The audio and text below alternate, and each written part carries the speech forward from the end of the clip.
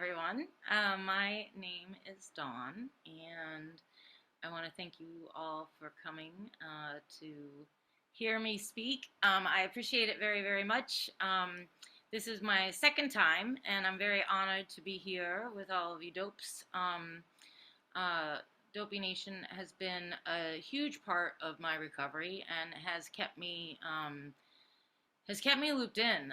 Y'all have definitely kept me from dying on multiple occasions, and I owe a lot to each and every single one of you. So thank you very much for letting me tell my story. As I said a little bit earlier, I'm hoping that somebody out there gets a little bit of something out of this. I'm gonna be really honest about, you know, what I've done and where I've been and where I'm at right now.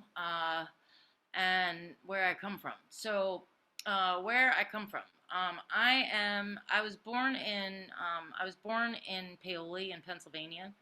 Um, it is a little suburb outside of Philly. Um, my parents were high school sweethearts, and the story that we always were told was that they just couldn't wait to get married. They were so in love with each other, which I know is very, very true. Like, they were so in love with each other that they used to like sit at my grandparents' house and like just hold hands, and my grandma would have to kick my dad out. And they were all googly eyed. And my mom used to talk about watching my dad cliff dive and how beautiful he was. And I used to think it was so disgusting. And, but they used to tell us that they just couldn't wait to get married, and they had to wait until the day after my dad's 20th birthday. And so as soon as they could get married, they got married. And this is the love story that we were told for years and years and years. In fact, it's the only love story we ever heard them tell. I'm the firstborn, and so I got all the love. I got my mom's giggles, her love, her cuddles, her. I got her when she was healthy, and I got them when they had all the dreams and aspirations in the world. My dad started a construction business. They just bought their first house as a newlywed couple. Everything was looking up. They were super excited. I was a really lucky baby. And apparently my poop was so stinky that my mom had to write about it in my baby book, because she said that only a mother's love could allow her to change my diaper. It stinks so bad. And but I was really lucky as a baby. I was surrounded with love, and it was great. My brother Travis was born 2 years later, and then my brother Sean was born 4 years later. And when Sean was born, he went into the NICU unit. He was born, his lungs weren't fully developed, uh, and he went into intensive care. And my mom um, didn't come out of the hospital. She for a very, very long time. He ended up being raised by our neighbors 2 houses up. We would bring her breast milk to the neighbor's house. They couldn't figure out a diagnosis, but my mom couldn't speak. Her eyes were crossed. They weren't really sure what was wrong with her, and she ended up with being diagnosed with multiple sclerosis, which back then they didn't really know very much about. And she was also a juvenile diabetic, um, and the two combined, where she ended up not being able to walk for quite some time. Then when she was able to walk again, her leg was dragging. Um, it affected her blood sugar really, really badly. And this is all like before we had all types of wonderful technology and wonderful things to be able to test blood sugar and those kinds of things. And my dad lost his shit. He was already an alcoholic, but he completely lost it. He was drinking 24 hours a day. Um, uh, Mom's blood sugar was completely nuts. He ended, like, in the beginning, he was carrying her, and then he just decided that tough love was going to be the best, so he would make her crawl to the bathroom. Um, and we had to watch this as kids as she would just crawl um, to the bathroom, and she ended up being able to walk again. And he attributed this to his ability to be tough and to be emotionally strong enough to withstand the desire to help her. And so every time she came out of remission, he thought that the best thing he could do for her was to do nothing. And and this just had a huge impact on me growing up. I had huge resentments against my father because of this, and it broke his heart also, because every time she came out of remission, he was just a drunken, freaking insane person. Um, he would make punishments for us that were linked to nothing. I mean, we were little kids, right? I mean, like, we were like, by that point, I'm like 6, Travis is 4, Sean's 2, and we'd wake up and there'd be like these envelopes sealed in candle wax with our punishments. Uh, for doing nothing, like, we're just little kids, but Dad's so insane and he has no control in his life. And so that's the kind of environment that I ended up. It was really, really super unstable. He was in and out of jobs. Our heat would get turned off. We would, in the wintertime, we had a kerosene heater in the living room, so we would put blankets in the hallway door and the kitchen door and just have one room, and we'd all sleep in there. Travis would get so angry that he'd break out the windows, so we had a lot of cardboard and windows at times, because we didn't have enough money to fix those. The first time that Travis tried to commit suicide, he was 7, and I broke into my dad's office and read the psych report from the psych ward. A whole SWAT team showed up, and I read the psych report, and it said that, I just remember seeing that the relationship that he had with his older sister wasn't healthy, that I wasn't supposed to be a parental figure. And I felt so guilty that that I was doing something wrong, that I caused Travis to want to kill himself. Um, and I think that around this time, I'd always wanted to go to school, and I was in school, and I wanted to escape everything. I hated everything that was happening in my house. Like, I was trying to take care of everyone. I was cooking the meals. So I would try to make, like, I had a little meal chart, and I would try to make different meals to make everyone happy. My eggs were always green because I like to cook with oregano and basil, and I loved the powdered Parmesan cheese. I thought that it made eggs delicious. And so I would make eggs on Saturdays, and they would always be green scrambled eggs and pancakes. And I loved spinach, so I would try to make. I remember reading my first spinach souffle recipe, and but I couldn't pronounce souffle, so I called it my spinach souffle. I had no idea what the hell I was doing in a kitchen. I had a little step ladder, and I would cook, and I loved oh crap, what's it called? Um, it's like polenta, but it's not. It's what is it? Well, anyway, lots of chipped beef and like shit on a shingle.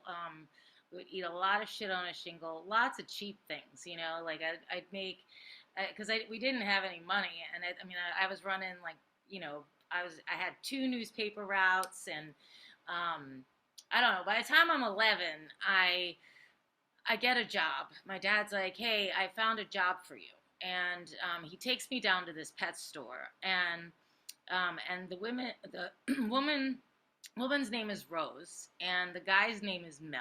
And it's the Paoli pet store. And I love this pet store. It's right next to Wawa. And Rose and Mel have, there's this mirror that, like a mirror window that goes back into the office. And so my dad takes me back there, and I'd always wanted to go into this room. Like, I always wanted to go back there because I never knew what was inside this room that was back there. And he takes me in there with his friend Hugo, and who Hugo had been to the house a couple times, and so I go back there with Hugo and my dad, and there's like a bunch of freezers, like huge ass freezers, deep freezers and stand up freezers, and then there's this huge wooden desk, and it's just got piles of cash on it, and then to the left there's this living room with with beautiful, like beautiful rugs, like I've never seen in my entire life. And there's this huge rhinoceros head hanging from the wall with a huge tusk. And I am just so confused about what's going on in the back of this tiny itty bitty little pet store. And Mel and Rose tell me that I'm hired. I don't even have to interview. They just tell me that I'm hired. I'm going to be paid $5 an hour cash, and that for lunch I can go to Wawa and I can get any sandwich I want. And I just think that this is the coolest thing because I'm going to get to eat. And that was really sometimes really hard for me. So I'm like, awesome. So all I have to do is clean out the animal cages, and I get to use the price sticker, which makes me feel like an adult. And I get to price items, and I'm like, this is so cool. Plus, I get a discount on animals. So my brother gets 2 mice. Sean decides that he wants mice. Travis wants 2 gerbils, and I got a guinea pig. And off I went working for the pet store. Well, back at the ranch, they were total drug dealers, and they were importing cocaine from South America. They had found a way to. There was some weird import law where they could import tropical fish, and the tropical fish didn't need to be alive. And so they were importing dead tropical fish from South America that were frozen. And that's how they were getting their drugs in. And so they ended up getting arrested while I was in high school. And so I didn't find out until high school what they were actually up to. But that's who I worked for when I was 11. But that paid for my mom's insulin and paid for our food. And that's when I officially started working. And then from there, I worked at, a dry cleaners. I worked at an Italian restaurant. I did all types of things. But that's also when that's when I had my first drinks. Travis had started smoking cigarettes, and he started smoking weed. And he started hanging out with some older kids in the neighborhood that were probably like 5 years older. And these two women, there was 2 girls. They moved in from Philly, from the city, and they introduced me to vodka, and because they said vodka didn't smell. And so we had some vodka, and it was in the summertime, and I would drink some vodka, and I was absolutely addicted to reading, because reading for me was this total escape. And so whenever I could, I was just reading books, because my dad had TV on 24 hours a day. In every freaking room of the house there was a television, and it was like my way to just be like, screw you, Dad, I'm not watching television, right? So I just read books. As many books as I could, I read. It was like my way to be like, fuck you. Like, I'm gonna read. I'm not gonna be like you. I'm not gonna be anything like you. I'm gonna read books, and I'm gonna grow up to not be anything like you. And so here I am, like, having some vodka. We had some Baileys. We had some Mad Dog 2020, and we would drink at this little park, the Abbey, and I always felt so guilty because I was a little goody two shoes, and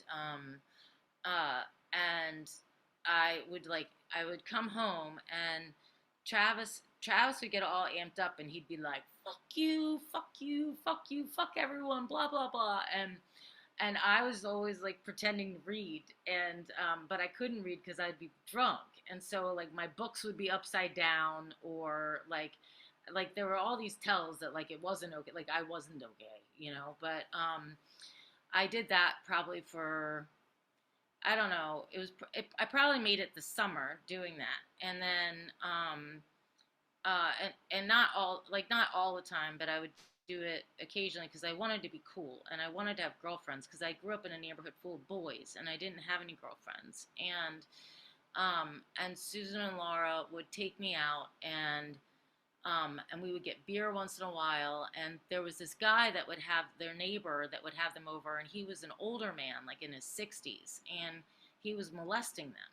And he would give them beer as long as he would let them, as long as they would like sit on his lap and would let them like, would let, as long as they would let him touch them. And they didn't think that this was a problem. And I was like, I'm not doing that. Like, I'm totally not doing that. And they're like, he's harmless. Like, he's not gonna try to fuck you. Like, he's just a toucher. Like, that's it. And I'm like, I'm not doing it. Like, I'm totally not doing it. So, so I end up with these two going to this grocery store. It was the first time I got arrested. For shoplifting. Anyway, it ends up with me in tears and them laughing and like telling the cops off and me like begging them not to tell my parents. But that was the first time I got arrested when I was 12. Um, and then and then I stopped drinking and went to I became like this born again Christian. I went to, I was pretty isolated, so I didn't really, after them, I still hung out with them once in a while, but I didn't drink anymore. And I was like in the National Junior Honor Society, and like I was a straight A student, and I would just take bike rides by myself everywhere, and I just felt like everything was just super shitty, and I felt so alone and so fucking different. Um and so I just continued on this, like I just got involved in this youth group, and got involved in sports and in volunteer work and in all this other stuff. And I really started to like, you know, to I ended up getting scholarships and heading out and stuff like that. Anyway, um, got to school, got to college, and was like drinking my Diet Cokes. And a friend of mine tried to rape me, and I pushed him down a set of stairs, and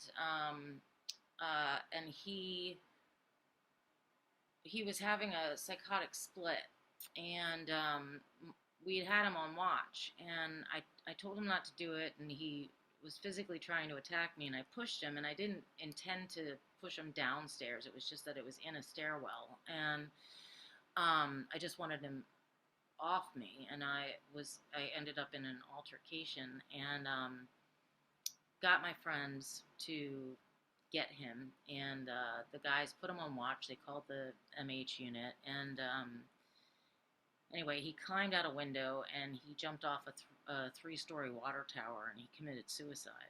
And my friend Greg, who'd been in my youth group, who drank a lot, and I used to go to parties with him carrying my Diet Coke, he's like, "So, are you ready for that beer now?" And I was like, "Yeah, I'm ready for that beer." And I just started drinking, and smoking weed out of like huge ass fucking bongs, and taking LSD, and taking mushrooms, um and just fucking partying my ass off as much as I fucking could. I had been, I mean, everything I possibly could. It was sex, drugs, alcohol. I mean, everything I could get my hands on, I did to excess. And school, they the the RAs tried to get me to be an emotional support counselor for people who were experiencing this loss of our dear friend, and who I loved deeply. He was one of the brightest, most intelligent people I'd ever met. And he was completely out of his mind when this happened. And uh, like, it wasn't his fault. It was just that he wasn't in control. And I and he didn't die immediately when he fell, or jumped or whatever. He made it for 3 days, so his parents got to say goodbye to him. And he was still cracking jokes to his mom before he died. And I got to go to his wake, but the RAs had tried to make me this emotional support person, and I was like, it was just fucking too much for me. And I lost my shit. And so I transferred to a local campus near my house, and I used the excuse that my mom was getting worse, and she was. I was paying for a nurse to take care of her, and I couldn't afford. I was at school and I was working to pay for my mom to be taken care of at home, and things were a complete, like, there had just been a drive-by shooting at my house. My brother's selling fucking crack, and uh, like, the FBI had been at our house the first time when I was 15. They were at the house more often. Like, the phone, like the phones were tapped. Like, it was just a shit show. So I moved home, and I made all these excuses. Um, it was really because I was just out of control and I was fucking drinking. So I did this geographic move, you know, thinking it would get better. Um, but I dropped down to 11 credits, and it threw my student loan into default. And I didn't know that that would happen. I just, no one in my family had gone to college, so I didn't know that if you dropped down to 11 credits that you risked losing your student loans. I had no idea. I just didn't know. And no one had $2,000 at the time to help me be able to stay in school. And so I drove down to Philadelphia to the bank to go through the records to see if there was anything I could possibly do, and I couldn't do anything. And I dropped out, and I got pissed off at the system, and I was like, fuck you. Like, this system is made for people who have enough, and I don't have enough, and I'm so angry right now. And I was just so angry and so pissed. So I became a server at a restaurant, and I started partying and doing shots of Jaeger and taking mushrooms and LSD. I freaking loved hallucinogens so very much. I started doing coke on the weekends.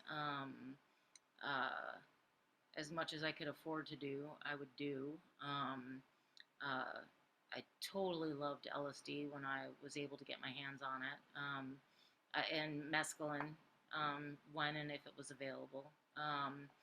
And I drank. And talking about peeing, I had a very good friend who used to pee all the time. And I was so worried about her because I thought she had a disease because she used to pee all the time. And I was like, you know, I'll call her Rosie, but her name wasn't Rosie. And I was like, Rosie, I was like, maybe you should go to a doctor because, this just isn't normal that you're peeing all the time. Because I was always helping her carry her mattress out to the patio so that it could dry in the sun because she was always peeing. And um, and at that point, my liver and bladder were so strong that I wasn't peeing yet. But I was partying a lot, and I ended up going down to New Orleans, and I ended up moving to New Orleans, and I felt like a freaking rock star. I felt so free. Um, I felt like I was finally able to figure out what I liked. Like, it wasn't like me picking an ice cream flavor out because my brothers liked it. It wasn't that I was making a decision because somebody else wanted it. I was doing it because I liked it. It wasn't like something else. It was because of me. And um, I did try to quit smoking cigarettes when I moved to New Orleans, so I smoked a lot of weed, like a lot. I was very, very high. And when I first got there, my neighbor asked me if I was open-minded. Now, mind you, I had been like, I was secretary of Campus Crusade for Christ for Penn State. Like I had been like a preacher. Um, I had traveled down to Daytona Bike Week. I would walk into Denny's and I would have bikers get on their knees to accept Jesus as their savior. I would be like, anybody believe in God? Like, and then we would talk about it. I would read evidence that demands a verdict. I wanted everyone to feel the love that I felt, and I I believed that I had an open mind. And so when my neighbor asked me if I had an open mind, I'm like, of course I have an open mind. And she's like, well, I have a job for you. And so I ended up going down to this address. Well, first she wanted me to work as a call girl with her, and then uh, because I was kind of smoking back then when I was a little bit younger. I was a little bit smoking, you see, but I'm a little bit older now. And then I ended up going to the address, and it was this place called Maiden Voyage. And I walked inside, and everybody's naked. They were wearing 1-inch thongs, and they were dancing because it was a gentleman's establishment. You see, that's what they called it, a fine gentleman's establishment on Bourbon Street, and um, and so I walked in, and they were like, how about you become a cocktail waitress? So I became a cocktail waitress. Well, that entered into like my like serious like so I became a cocktail waitress, but it wasn't long before they promoted me to be the entertainment manager. So it was like my job to like hire and fire all the dancers to be like, you need to lose 10 pounds, you need to lose 5 pounds, you can work the Sunday day shift. Like here I am telling people like when they can work and if they can work, and hiring the traveling folks, and encouraging people and being people's like support people and helping people process things. I'm like, and I'm doing a shit pile of cocaine, like so much cocaine, like after shift. And I'm also policing them, by the way. You can't leave. You can't have a pen. You can't give people your phone number. Like, we're not running a brothel here. Like, which they told me after I ended up leaving that they hired me because I was so freaking naive and so freaking innocent. Like, Arthur was like, "You are fucking hilarious, Dawn. You are so fucking funny. Like, you are so good for our fucking cover because you're fucking hilarious. Like, you're so good to watch walking around because you're so cute telling people they can't write their numbers down, and like it was fucking hilarious. But I had a fucking ball, like I'd have after parties at my house. I had a swimming pool. Like I had a lot of crazy fucking times. I mean, like, lots of, I just bring back a bunch of folks that worked with me, and we'd have crazy orgies in the pool and lots of coke and lots of alcohol, and my poor roommates, and one of them, it didn't work out so well. His fiance ended up cheating on him, and when I told him, she ended up leaving anyway. So um, like she ended up taking him back to Pennsylvania, and saying that I was the liar, but I wasn't, and then he found out. So after, so New Orleans just became like this thing where I ended up bartending, and I just became this powerhouse drinker. And I got hired by Jim Beam Brands, where I became a professional drinker. They moved me to San Francisco. I ended up falling in love with someone. I got I ended up being kidnapped. It's a pretty long story. I had a Jägermeister machine in my living room.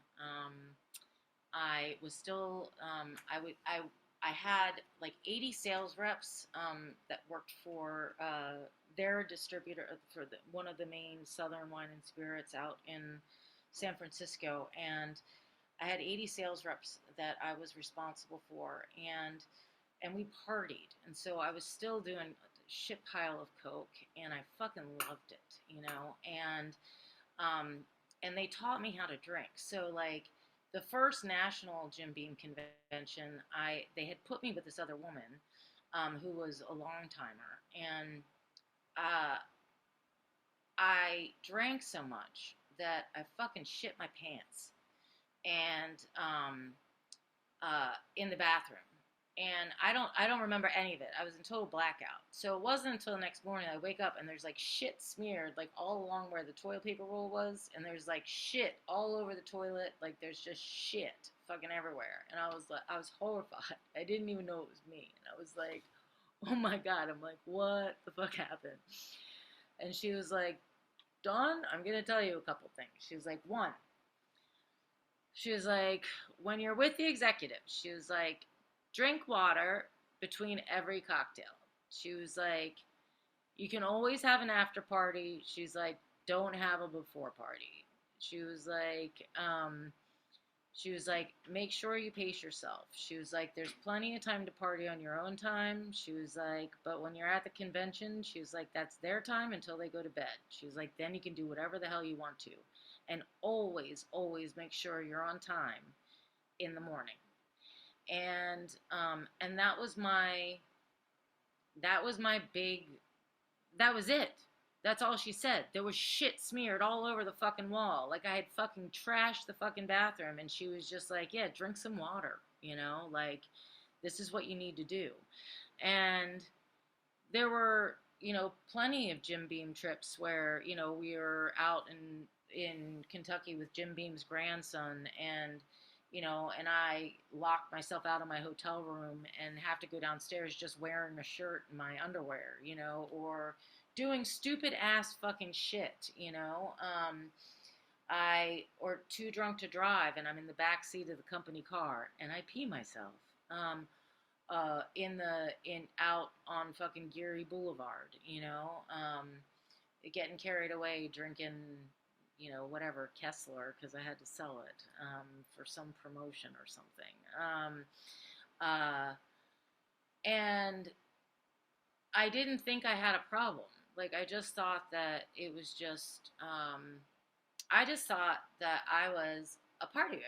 Like I just thought I liked to party. I like to party. I like to party. And they gave me so much money to party. Like they gave me tens of thousands of dollars to take people out to party, you know, and I hit their numbers for the first time in 7 years. Like it was so much fun for me, you know, and meanwhile I was so miserable on the inside. Um, so I tried to fill that gap with some love, and I met this guy that all my friends had said was perfect for me, and that didn't go so well. So we end up, this will be short and brief, but we end up breaking up because he was getting pretty scary, so I left him.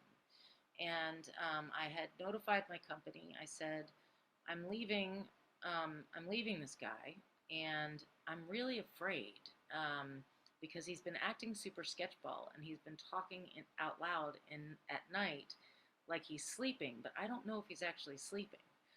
And I told some friends of mine the same thing, just in case anything happened when I chose to leave him. Well, he totally did go apeshit, and so he had held me hostage that time. He went to jail for a couple months. Then he stalked me. Then he kidnapped me, and he held me against my will for 4 days.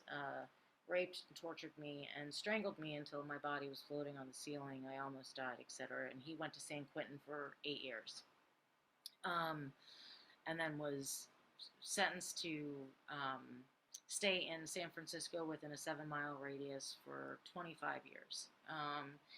And I haven't been back to San Francisco since then, although I would like to at some point. I hate having that over my head. But that really kind of changed my life. So I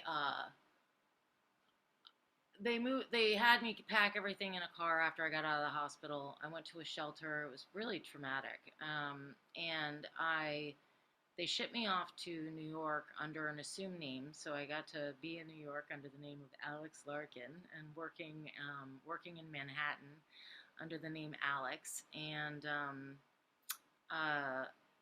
and I had 200 and some odd sales reps. Well, I lost my fucking shit. I was already a raging alcoholic, but I didn't identify as one, and my PTSD was off the hook, but I didn't know that it was PTSD. They had me see a crisis counselor in Laguna Beach, which I did for 3 weeks while I was there. They had me set up the national convention in Laguna Beach as like an opportunity to decompress from what had happened to me.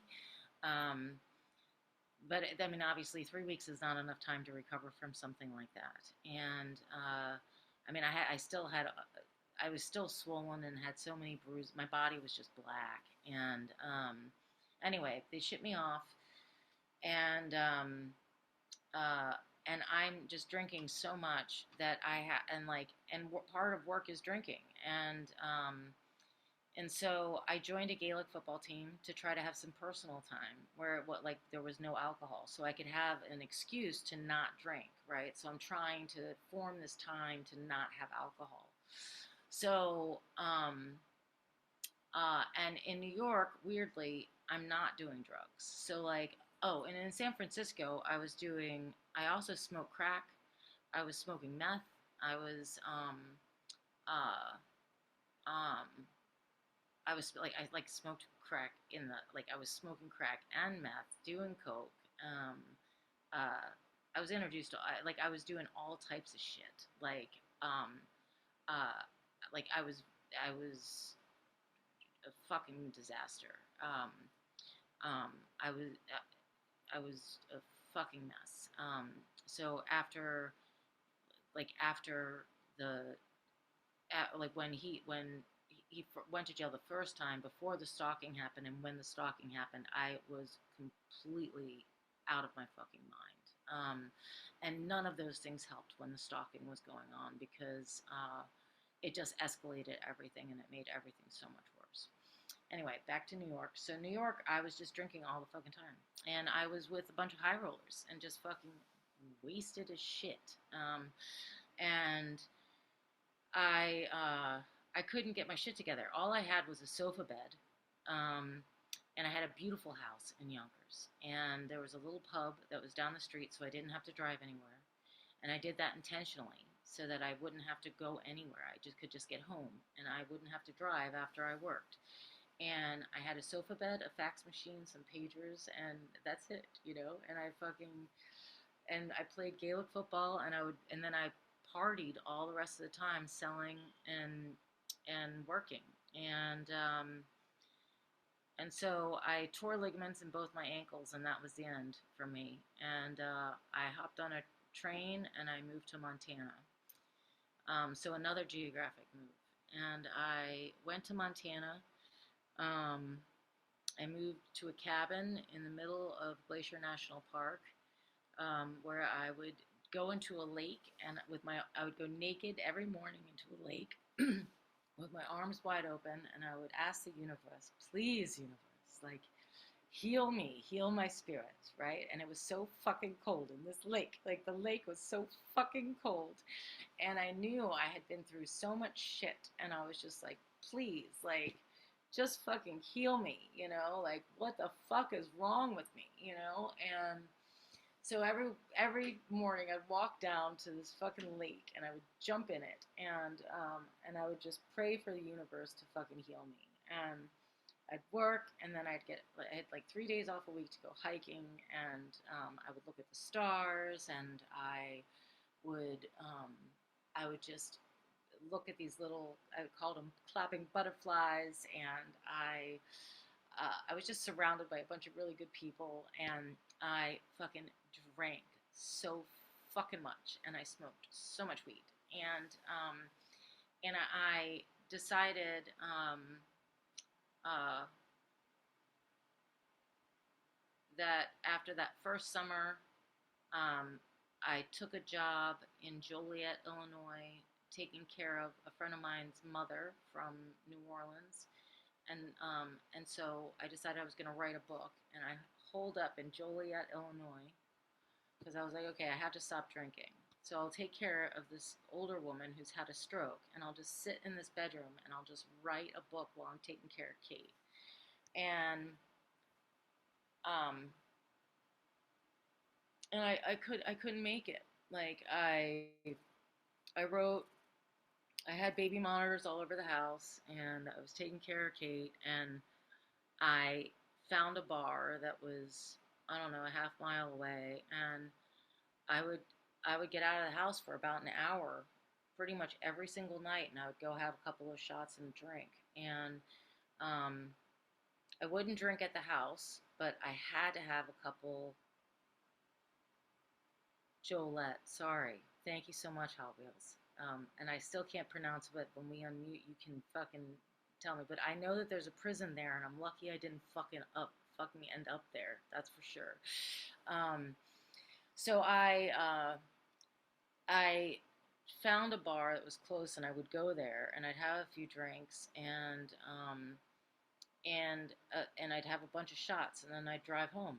And I'm so fucking lucky that I didn't fucking get pulled over or fucking hit someone or fucking kill someone and leave fucking Kate on her fucking own in that fucking house. Because I didn't keep alcohol in the house. I only kept Diet Cokes in the fucking house, and I just couldn't fucking stay away. I just couldn't fucking do it. And so then the next summer, I went back to Montana again, and I decided I was going to move to Montana for real. So I did. And I started working nonprofit. I started working at the YWCA as an outreach and training coordinator. By then, I was drinking like a bottle of wine a day, like a 1.5, and I thought it was normal. I thought it was okay. I was surrounded by people who were doing exactly what I was doing, and I felt better about myself. I didn't feel like I was such a freak, and some people were, and I continued to surround myself with people who were doing exactly what I was doing. Um, it made me feel comfortable. It made me feel good. It made me feel like I was all right. I was always surrounded by the people who were doing exactly what I was doing. Um, uh, and I ended up working for this company that, or working for this organization where I ended up being a trainer for the Law Enforcement Academy, and I would train them on. I was the director for the Montana Coalition Against Domestic and Sexual Violence, and I had been out at this bar that was like a mile away from my house, and I was doing shots of Jaeger, and I came home and I hit the curb, and I got a DUI. And it was the night before I was supposed to go back for like my second day of training on that round of training for the Law Enforcement Academy. And I got out of jail. I reeked of booze, and I walked in, and they were so fucking pissed at me. They were so angry, and they were so disappointed. And the board found out. Everybody knew. The Capitol is a small place, and it was a big story that I got a DUI. So, and of course, it's like a social justice movement. So it was like what I did on my private time was my private time, and blah blah blah. So they weren't going to fire me, but I had to find a new person to do the law enforcement training, and I decided that I was going to resign. I ran into my friend Darren at a party after a Willie Nelson show, and he was like, "I need you in Sri Lanka," and I was like, "Well, I need 4 months to find someone to take over for me." And I had always wanted to be in the Peace Corps, but for me, it was really like, well,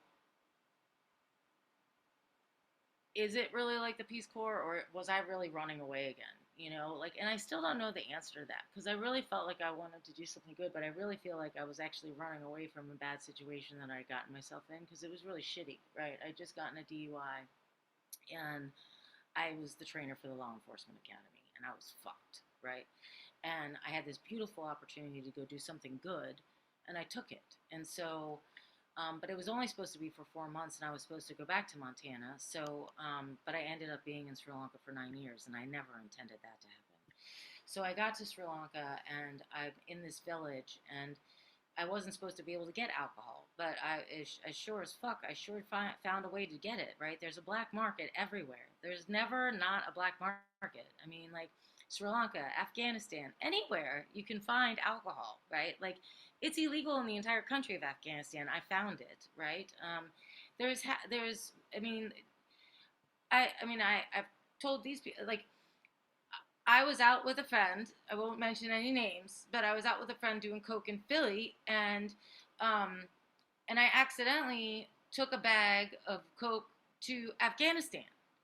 And so when I landed in Afghanistan, I had a bag of coke in my pocket, and there's drug dogs at every airport in Afghanistan. So you have to go through, like, there's so much fucking checking. And I checked on right through, and then I get into my Papa Palace, and before I'm getting on my little tiny little airplane to go back up to Mazar, and I open my wallet, and there's a freaking whole bag of coke, and I'm like, well, shit, I can't let this go to waste, you know? And so what, I don't throw it away, you know, like I'm not like, oh shit, I have coke in Afghanistan and this could be the death sentence. No, I'm just gonna fucking do all of the coke I have. And so I Skype my friend, and I'm doing coke, and I'm wearing my flat jacket and my helmet, and I'm just like, I'm gonna do all the coke I have, and so then I'm all paranoid in this fucking Papa Palace, which is not my compound. I'm in somebody else's compound, all coked out of my fucking head, running across in the middle of the night, running across their little metal bridges, and there's all these security dudes with their fucking AKs, and I'm like, all coked out, which is not the fucking first time, and then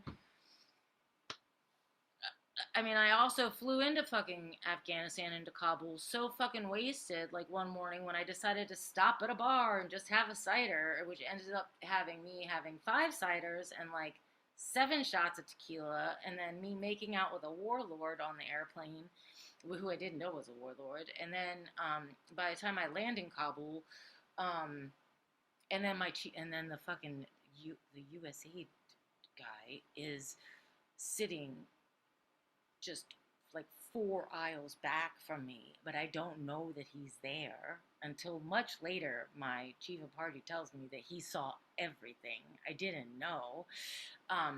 The flight attendants are trying to get me to stop, but I'm like, woo woo, this is fun. Woo woo, this is fun. And we land in Kabul. I'm blacked out.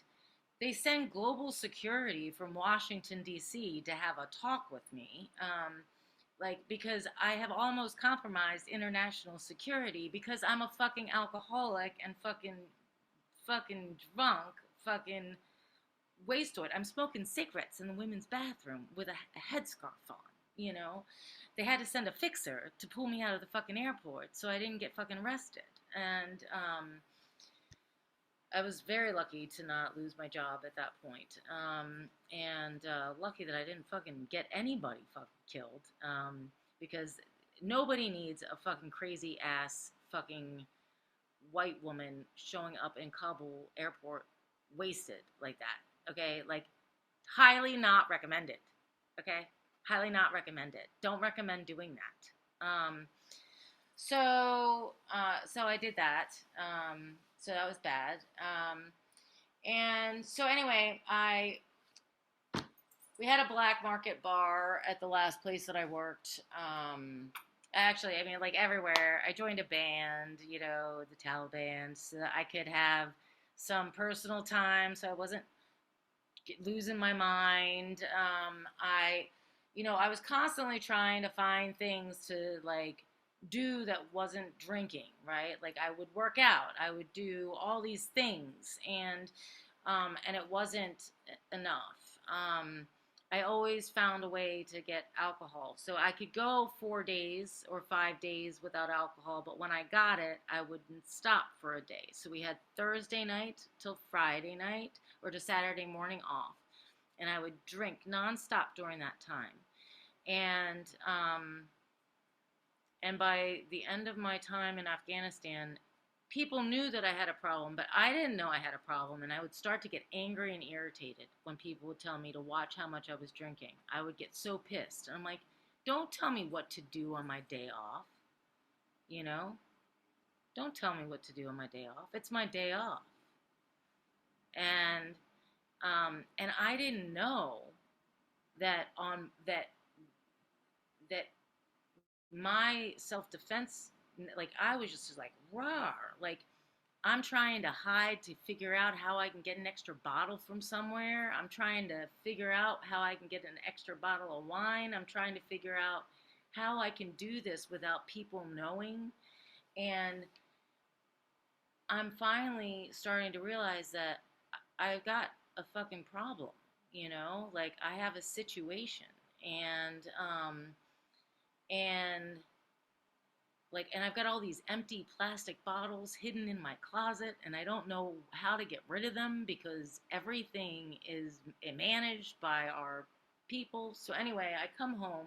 I get well. I basically I get I have no choice. I'm forced to leave. Like I'm my year contract is up and I am not extended. I have to leave. I'm basically fired, but I'm given the end of the year contract, so it's respectable. I get to leave. And but it's not. It's like you have a serious fucking problem. Get the fuck out. But it's the end of my contract, and the company gives me a job within 3 weeks of me leaving. So it's like we love you. We want you to continue working with us, right?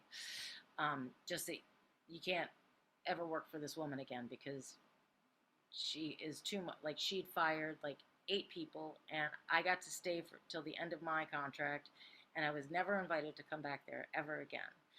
And I knew I had a problem, and I went back out. I did other jobs for them, and by May, I was pleading with Douglas. I said, Doug, I said, I think I need to go to an emergency room. And he's like, I think you need a coffee shop. And and that's when he's like, can you be awake on Thursday morning at 7? And so Thursday morning at 7, I got up and I went to a 7:15 in the morning AA meeting. It was my first time, and I was in a black cocktail dress. I had so much booze in me. It was vodka and wine, and it was just pouring out of my system. My eyes were so swollen. My face was swollen. I'm bawling my eyes out. It's the first time I've ever said I'm an alcoholic, right? And I mean, I just look like shit. I look like a freaking blowfish, and and everyone just came running. Like it was just like a freaking love fest, Like some dude gives me his 25. He'd held on to it for 25 years. It was his 24-hour coin. It was heavy and it's metal, and I didn't understand that that was a deal. And he was like, I believe in you. He's like, I've had this. He's like, and you're going to find someone that you're going to want to give this to. He's like, but I believe in you. And I'm like, what's going on? My sponsor now, she gave me her business card and she's like, call me if you want to, call me if you don't want to. And I'm like, what's happening? I was like so overwhelmed. And and on my way home, I bought a pint bottle of vodka, and I hid it in the drawer when I got home. And it was the first time I'd ever hid any alcohol because I'd never hid any alcohol from Douglas. Everything was out in the open. Nothing was hidden. I hadn't ever lied about anything I consumed because he had never made me feel any shame about it, whatever. It was just wide, it was in the wide open. And it wasn't until my very first AA meeting that I ever hid any alcohol. And I bought a bottle on the way home and I put it in a drawer. And every time I have relapsed, I've always hidden the bottles. And I I learned how to be dishonest. I wasn't dishonest with my drinking before. I drank openly. I'd be pissed off if he asked me to just take a day off. I'd be like, "Fuck you," and I mean, I wouldn't say, but I'd just take my pint glass and I'd fill it up with wine. And but I when I relapse, I've hidden it, and I've had my shame has gotten so big, because I understand what sobriety feels like, and what that freedom is, and that I'm supposed to be good. I'm supposed to have this time behind me, and I feel so much shame for failing. And so the first time that I relapsed, I hid it for about 3.5 weeks, and there were wine bottles, vodka bottles, all under the bed, in the closet. They were everywhere, and there were so many of them. I would just run up to Trader Joe's and I would buy something, and I would drink it in my teacup, in the back while I was working, and on these things, and I was too ashamed to tell him that I was having a hard time until it became really dangerous. And I wanted to jump off the balcony, and I knew that the balcony wasn't high enough for me to actually die. I was probably just going to break my legs, right? And I was like, nobody just wants to live with broken legs. Like, so then I was like, well, maybe I need to jump off the balcony with a butcher knife. And then, like, that would actually kill me, right? But then I was cognizant of the fact that, like, I didn't actually want to die, right? And that it was the alcohol that was fucking me up. And I'm like, Doug, I was like, help. I was like, I need help. I was like, I'm fucked up. I was like, I'm fucked up. I was like, I just had a thought that I was going to jump off the balcony, because it all happened like snip, snip, snip, right? I was like, I just had a thought that I wanted to jump off the balcony. I was like, but then I realized that jumping off the balcony, I was just going to break my legs. So then I thought I should get a butcher knife and I should hold it to my stomach, and then I should jump off the balcony. I was like, I need to go to treatment again. And, um, and he was like, you're going to be okay that time. And then he came in and he had found me. He had found me on the fucking floor, passed out in a puddle of my own vomit. Um, the next day, he found me passed out in a puddle of my own vomit on the study floor, wearing my jacket. And he was like, "Okay, so we're gonna go to Hazleton," and I said, "Yeah, we're going to Hazleton." And off I went to Hazleton, and it was the best thing I've ever done. It was really hard for me to get in there, and I don't want to talk about that because I've taken too much of everyone's time. But I went there, and I did residential for as long as I could, before my insurance stopped. I think it was like 21 days. Then I went to day treatment, for a few weeks until my insurance stopped, and then I went to the renewal center for as much as I could afford, and then I ran out of money, and I thought I was going to have to go home. And then somebody else who was at the renewal center, they do a intensive big book study at the renewal center there, and somebody who was there gifted me another week, because they didn't want me to go home early, because they had said that they thought that I could use another week, there. And um, and my employer was, because I went into my employer and I said, I I have I have a problem. I was like, I relapsed. I'm an alcoholic, and I need to go to treatment. And he, my boss said that he completely supported me. They were super supportive, and They they gave me all of the leave that I needed, and like there. I'm sure that there were some people who had some questions, but everybody was really respectful when I came back and super supportive. And I am just so glad that I was able to be open. I mean, my supervisor, I think that he would put all the people that he thought had problems. He would rotate the seating assignments so that people who he thought needed help would sit next to me after that.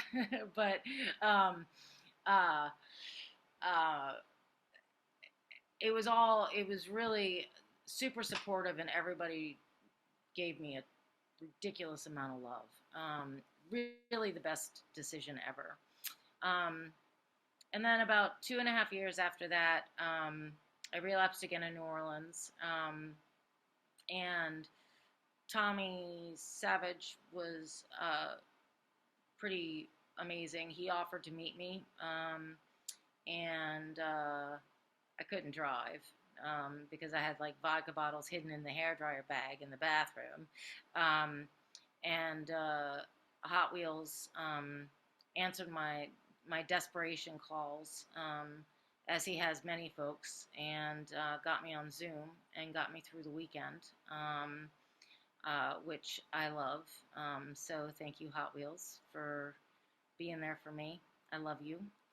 Um, and got me back on track. So that was one of my relapses that was luckily very short and very fast. It was just like a super short, fast relapse where I was able to get back on track really, really, really, really quick. And then in January, I did it again. It was actually in December, and I I've gone back to Hazelden. I typically go back in January. They normally do a relapse prevention conference. So a year ago, I went to the relapse prevention conference. They did it online. The year before that, I went in person to a relapse prevention retreat. And my brother, I left out the fact that my brother OD'd on fentanyl 2 years ago on Christmas Eve. So Travis ended up overdosing on fentanyl, um, uh, which was extremely tragic because he had finally started seeing a therapist. He and his partner were,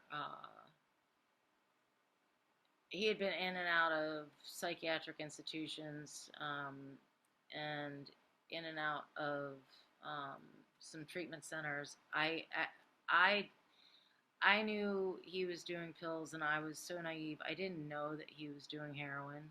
I had no idea. I should have known, and I didn't know. I He has had such a needle phobia his entire life that I didn't know. I had no idea. Um, and he always reacted so strongly to me that I just had no fucking idea. And neither did my brother Sean. We knew about everything else. We knew about the crack, and we knew about the coke, and we knew, like, I mean, like, he was still a coke dealer. I mean, Sean had to move out when he was selling coke.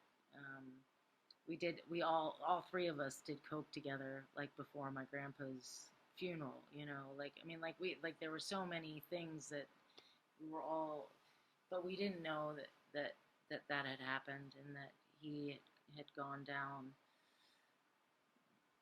that he'd gotten sucked into that, and that he was being tormented by that. I didn't know. And his partner, when the emergency responders came, she put the bags in her.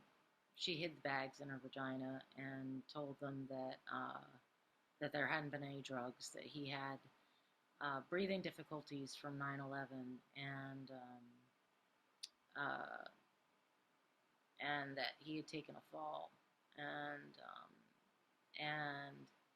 so they didn't administer Narcan. Um, and when I found out about his death, the first thing that I did was go to my AA clubhouse.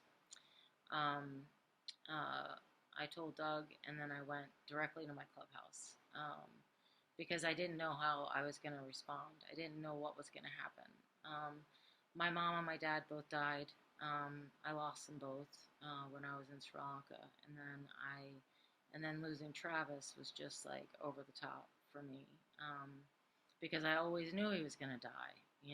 Like I just always knew he was gonna die, um, and I was so pissed off that his partner didn't had lied to the EMS folks and that he didn't even have a shot at Narcan, and then I was trying to help her get some help, and trying to forgive her and love her because that's what my mom taught me, and but I stayed sober through all of that. It's typically pain that gets me. Like, so it's like in the past I've experienced progressive problems while abstinent that um, that caused me to think about alcohol or drugs for relief. And it's like, yeah. And then it causes me to use alcohol or drugs in spite of my honest desire not to. Or in the past, I've experienced episodes of pain or dysfunction when abstinent from alcohol or drugs. And then it's caused me to use alcohol or drugs in spite of my honest desire not to. And like, my answer to that is yes. And that's from my relapse prevention workbook. So, like, yes, like pain, whether it be physical or like sometimes it can be PTSD triggers and emotional triggers with pain, typically progressive pain, whether that's my thyroid eye disease that was flaring up, or fibromyalgia, or like physical pain, like chronic pain that I can't get away from, financial hardship, uh, and and PTSD can are triggers for me, and so I've relapsed on those things. And what I need to be honest about is the fact that when I'm actually like going to meetings and I'm in the middle and I'm working a program, um, I don't relapse. I don't relapse.